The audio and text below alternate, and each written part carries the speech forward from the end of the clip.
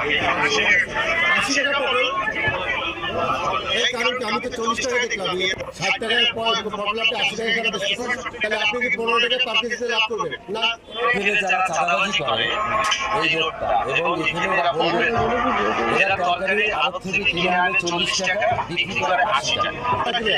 এখানে আর ব্যবসা করলে পরিষ্কার করে বলতে হবে তাকে কাছে টাকা দিতে। আর যদি না বলতে পারে তাহলে সেই দোকান এত বড় একটা দোকান রাস্তা থেকে নিচ্ছেন, আপনার ড্রাইভার আপনার ভাড়া দিতে হবে, তাহলে আপনার থেকে তারা ক্ষমতা নিয়ে আপনার বাড়ি কোথায়?